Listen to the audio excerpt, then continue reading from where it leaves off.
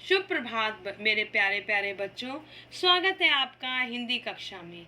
मैं Ambuja public school Rabri आवास की हिंदी शिक्षिका नीना दत्ता आज लेकर आई हूँ रिमझिम भाग 4 का पाठ 2, जैसा सवाल वैसा जवाब। चलो बच्चों, आज हिंदी कक्षा का प्रारंभ करते हैं। सबसे पहले ये जानते हुए कि आज हम पाठ 2 जैसा सवाल वैसा जवाब के अंतर्गत क्या क्या ज्ञान प्राप्त करेंगे। हम करेंगे अकबर बीरबल का एक किस्सा सुनाऊंगी मैं आपको, उसके पश्चात पाठ पठन, कहानी से मिलने वाली शिक्षा से अवगत कराऊंगी। उसके पश्चात हम करेंगे कठिन शब्दार्थ, मुहावरे और अंत में हम ज्ञान प्राप्त करेंगे पाठ के सार पर। तो प्रारंभ करते हैं आज का अध्ययन। तो बच्चों, सबसे पहले मैं आपको एक अकबर और बीरबल का किस्सा सुनाने जा रही हूँ, लेकिन उससे पहले थोड़ा आपको ज्ञान दे दिया जाए अकबर व बीरबल के बारे में। बच्चों, आप जानते हैं अकबर और बीरबल के हजारों किस्से जो हैं उपलब्ध हैं।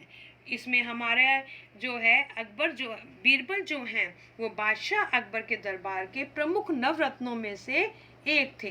वह अकबर को बहुत प्रिय थे। अकबर जो है कोई भी परेशानी या कोई भी प्रश्न का उत्तर नहीं आता था तो वह बीरबल से ही पूछते थे और बीरबल उसका हल निकाल कर ही रहते थे।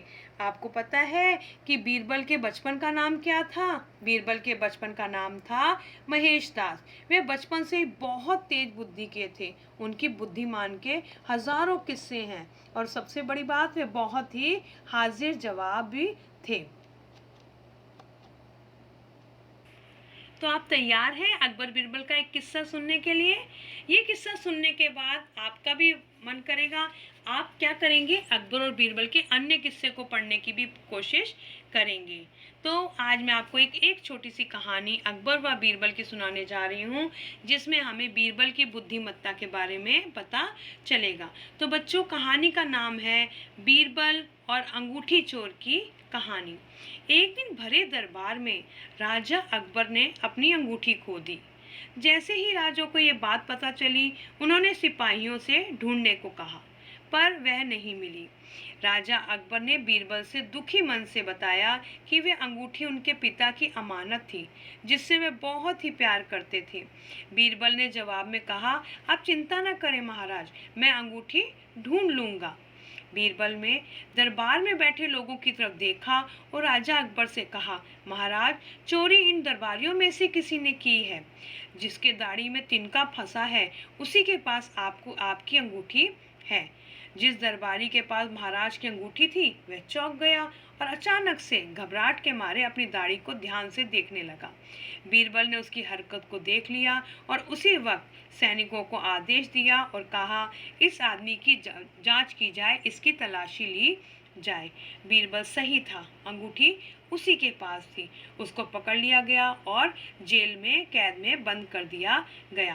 राजा अकबर बहुत खुश हुए। तो इस प्रकार हमने देखा, और इस कहानी का जो है शिक्षा क्या मिलती है कि जो दोषी व्यक्ति होता है वह हमेशा जो है डरता रहता है। वो कोई ना कोई ऐसी गतिविधि करता है कि जिससे वो पकड़ा जाए। देखा आपने कि बीरबल ने कितनी अपनी होशियारी से चोर को पकड़ लिया। ऐसे बहुत से किस्से हैं जिसमें आपको बीरबल की बुद्धिमत्ता और हाजिर जवाबी के बारे में पता चलेगा। तो प्रारंभ करते हैं हम अपनी रिमझिम पाठ्य पुस्तक का पाठ 2, जैसा सवाल वैसा जवाब। सर्वप्रथम मैं इस पाठ का आदर्श पठन कर रही हूँ। आप ध्यान पूर्वक इस पाठ को सुनेंगे। जैसा सवाल वैसा जवाब। बादशाह अकबर अपने मंत्री बीरबल को बहुत पसंद करता था। मैंने आपको पहले भी बताया कि नवरत्नों में सबसे ज़्यादा अकबर को बीरबल ही पसंद था। बीरबल की बुद्धि के आगे बड़े बड़ों की भी कुछ नहीं चल पाती थी।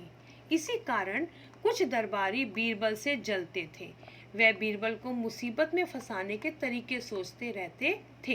दरबारी जो है चाहते थे कि वह भी अकबर के प्रिय बने, इसलिए वह बीरबल से हमेशा जलते रहते थे, ईर्ष्या करते थे। अकबर के एक खास दरबारी ख्वाजा सरा को अपनी विद्या और बुद्धि पर बहुत अभिमान था। बीरबल को तो वे अपने सामने निरा बालक और मूर्ख समझते थे। वे सोचते थे कि तो बहुत छोटा सा है और इसका दिमाग एकदम भी नहीं है। लेकिन अपने ही मानने से तो कुछ होता नहीं। दरबार में बीरबल की ही तूती बोलती थी। तूती बोलना यानी कि बहुत नाम होना या बहुत उसका जो कहते हैं रुतबा होना। और ख्वाजा साहब की बात ऐसे लगती थी जैसे नक्कार खाने में तूती की आवाज़, जैसे कि नक्कार खाने में तूती की आवाज़। बच्चों, नक्कार खाने में तूती की आवाज़ का मतलब होता है कि आवाज़ का दबकर रह जाना। ये जो सारे शब्द हैं, तूती बोलना, नक्कार खाने में तूती की आवाज़, ये सब क्या है बच्चों? ये हमारे मुहावरे हैं। आगे चलकर मैं इसके बारे में भी जानकारी दूंगी। इस पाठ में कई मुहावरों का प्रयोग जो है लेखक ने किया है। ख्वाजा साहब की चलती तो वे बीरबल को हिंदुस्तान से निकलवा देते, लेकिन निकलवाते कैसे? एक दिन ख्वाजा ने बीरबल को मूर्ख साबित करने के लिए बहुत सोच विचार कर कुछ मुश्किल प्रश्न सोच लिए। उन्हें विश्वास था कि बादशाह के उन प्रश्नों को सुनकर बीरबल के छक्के छूट जाएंगे। छक्के छूट जाना ये भी हमारा मुहावरा है। इसका मतलब है कि वह हिम्मत हार जाएगा या हार मान लेगा और वह लाख कोशिश करके भी संतोषजनक उत्तर नहीं दे पाएगा। फिर बादशाह मान लेगा कि ख्वाजा सरा के आगे बीरबल कुछ नहीं है। इस प्रकार वह बीरबल अकबर की नज़रों में जो है अपना मान सम्मान प्राप्त कर लेंगे। ख्वाजा साहब अचकन पगड़ी पहनकर दाढ़ी सहलाते हुए अकबर के पास पहुंचे और सिर झुकाकर बोले, बीरबल बड़ा बुद्धिमान बनता है, आप भी उसकी लंबी चौड़ी बातों के धोखे में आ जाते हैं। मैं चाहता हूं कि आप मेरे 3 सवालों के जवाब पूछकर उसके दिमाग की गहराई नाप लें, यानी उसकी बुद्धि की परीक्षा ले लें। उस नकली अकल बहादुर की कलाई खुल जाएगी। कलाई खुलना ये भी आपका एक मुहावरा है। इसका मतलब है पोल खुलना या राज खुल जाना। ख्वाजा के अनुरोध यानी उसके अनुरोध पर करने पर अकबर ने बीरबल को बुलाया। उनसे कहा, बीरबल, परम ज्ञानी ख्वाजा साहब तुमसे 3 प्रश्न पूछना चाहते हैं, क्या तुम उनके उत्तर दे सकोगे? बीरबल बोले, जहाँ पना जरूर दूंगा, खुशी से पूछें। ख्वाजा साहब ने अपने तीनों सवाल लिखकर बादशाह को दे दिए।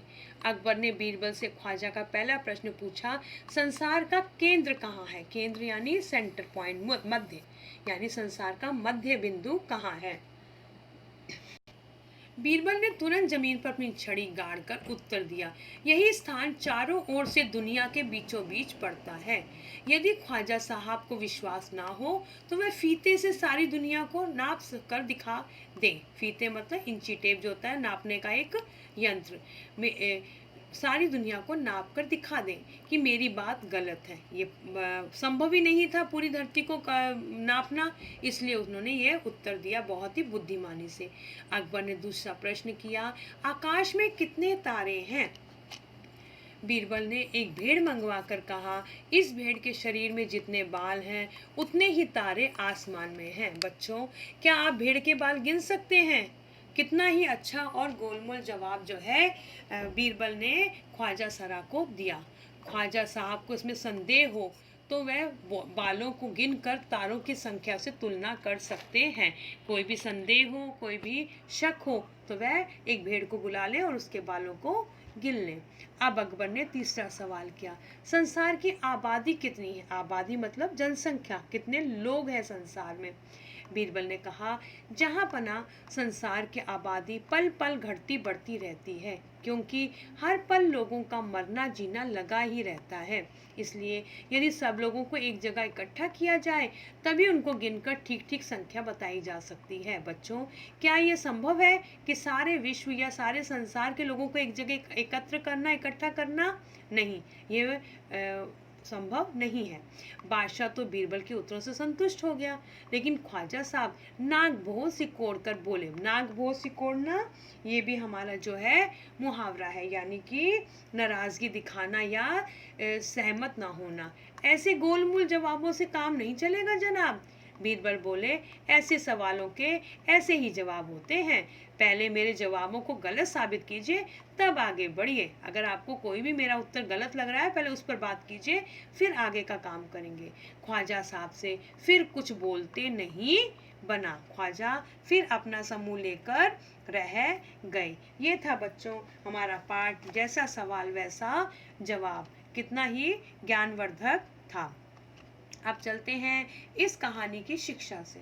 इस कहानी में बीरबल ने हमें ये शिक्षा दी है कि सफलता प्राप्त करना या कोई ना कोई रास्ता, सफलता प्राप्त करने का कोई ना कोई रास्ता जरूर होता है। बस अपनी बातों पर दृढ़ संकल्प रखना ज़रूरी है, हमें अपने पर विश्वास रखना ज़रूरी है और कोई भी सफलता जो है वो हमारे कदम चूम सकती है। अब चलते हैं कठिन शब्दार्थ की तरफ। कुछ शब्द मैंने पाठ से संबंधित लिए हैं, उन्हें देख लिया जाए। बुद्धि, बुद्धि मतलब अक्ल। अभिमान, घमंड। निरा, कोरा या मात्र। केंद्र, बीच का स्थान। फीता, नापने के लिए बना हुआ टेप या पट्टी, जैसे आपके पास स्केल भी होता है। संदेह मतलब शक। संतुष्ट, जिसको संतोष हो गया हो, यानी जो सेटिस्फाइड या संतोष हो गया हो। तो अब चलते हैं, मैंने आपको पहले ही बताया कि पाठ में हमने मुहावरों का भी जिक्र है, उसी पर थोड़ी चर्चा कर ली जाए। पहले जानते हैं मुहावरे किसे कहते हैं। जब कोई वाक्यांश, बच्चों ध्यान दीजिए, वाक्यांश, वाक्यांश यानी वाक्य का अंश, पूरा वाक्य नहीं। जब कोई वाक्यांश, वाक्य का अंश अपने सामान्य अर्थ को छोड़कर किसी विशेष अर्थ में रूढ़ हो जाता है यानी पक्का हो जाता है, तो उसे मुहावरा कहते हैं। इनके प्रयोग से भाषा में एक विशेष प्रकार का चमत्कार पैदा हो जाता है, एक अलग सी सुंदरता आ जाती है मुहावरे से। मुहावरे के प्रयोग से भाषा जीवंत तथा प्रभावशाली हो जाती है, यानी हम कई बार मुहावरों का प्रयोग करके भाषा की जो बोरियत है उसको भी कम कर सकते हैं। यहाँ मैंने कुछ मुहावरे लिए हैं व उसका अर्थ भी यहाँ जो है बता रही हूँ आपके ज्ञान के लिए। अक्ल पर पत्थर पड़ना, यानी बुद्धि से काम ना लेना, यानी अक्ल से काम ना लेना। मुहावरा अगर मगर करना, बहाना बनाना या टाल मटोल करना। मुहावरा अंग अंग ढीला होना, यानी बहुत थक जाना। मुहावरा अंगारे उगलना, अत्यधिक क्रोधित होना। बच्चों इसमें मैं एक दो वाक्य भी बताना चाह रही हूँ, क्योंकि मैंने आपको वाक्यांश की बात की थी।